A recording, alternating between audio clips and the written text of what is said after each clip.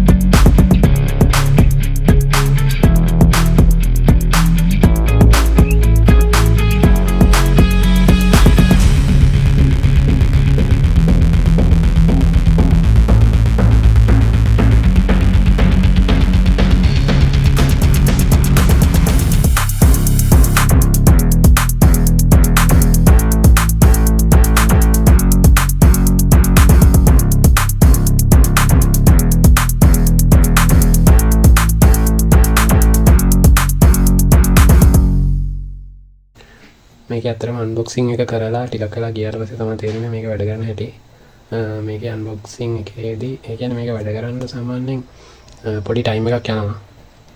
එතකොට මේක වැඩ කරන්නේ මෙහෙමයි.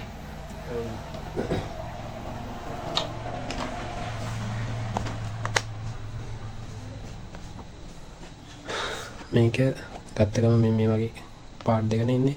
මේ ගත්ත ගමන් මෙන්න මේ තියෙන ස්ප්‍රින් එකක් තියෙන ප්ලාස්ටික් කෑල්ල තියෙන්නේ මෙතන. මේ කෑල්ල ගලවලා අයින් කරන්න ඕනේ. අයින් කරගන්න පුළුවන් මේක මිනිසරේ කරකනකොට ඒක ගැලවිලා එළියට එනවා. ඊට පස්සේ ඒක පැත්තකින් තියාගන්න ඕනේ. ස්ප්‍රින් එක නැති කරගන්න එපා. ඊට පස්සේ කරන්න තියෙන්නේ මේකේ ඇතුලේ ස්පොන්ජ් එකක් තියෙනවා. ස්පොන්ජ් එක මේ කියන්නේ මේක ගත්ත ගමන් ඔන් කරලා කරන්ට් එකට ගාපුවම වැඩ කරන්නේ නැහැ. මේකේ ස්පොන්ජ් එක තියෙනවනේ. ස්පොන්ජ් එක පොඩ්ඩක් මේ වතුරට දාලා තියන්න ඕනේ. ටික වෙලාවක් වතුරට දාලා තියන්න ඕනේ. ඊට පස්සේ ඒක මේ සෝක් වුණාට පස්සේ තමයි වතුර සෝක් වුණාට පස්සේ ඒක ගහන්න අපව ගහලා ස්ප්‍රින් එකත් එක්ක දාලා විනාඩි 2ක් විතර තියන්න. දාලා මේක මේම වතුරට දාලා ක්ලොක්වයිස් කරගන්න ඕන. ක්ලොක්වයිස් කරගුවාම මේක ලොක් වෙනවා. කොහොම ලොක් වෙනවා. ලොක් වුණාට පස්සේ මේක මෙතනට ගහන්න තියෙනවා මයික්‍රෝ එක USB එක මේකට ගහලා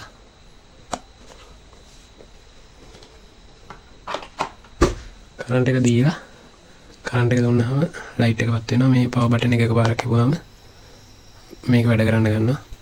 මේක අර ලොකු කූල් එකක් එන්නේ මේක අර මේ AC එකක් විදිහට පාවිච්චි කරන්න බෑ. ඒ වුණාට මේකෙන් අර මේ පොඩි කූල් එකක් ගන්න පුළුවන්. අර AC එකක තියෙන එෆෙක්ට් එක බලාපොරොත්තු වෙන්න බෑ මේකෙන් ඇත්තටම. තව එක මේක අර කම්පියුටර් එක පාවිච්චි කරාට ගැටලුවක් නැහැ. මොකද මේකේ ලොකු මේ වතුර පාරක් වගේ ඉන්නේ. මේකේ පොඩි නිකන් අර වාෂ්පයක් වගේ තමයි එළියට එන්නේ. ඒක නිසා මේකෙන් එහෙම අර කම්පියුටර් වලට ඩැමේජ් එකක් වෙන්නේ නැහැ. හැබැයි මේක plug and play. කියන්නේ බැටරි එකක් එන්නේ නැහැ. කරන්ට් එකට දාලා තමයි වැඩ කරන්න තියෙන්නේ. ඔහොම තමයි මේක තියෙන්නේ.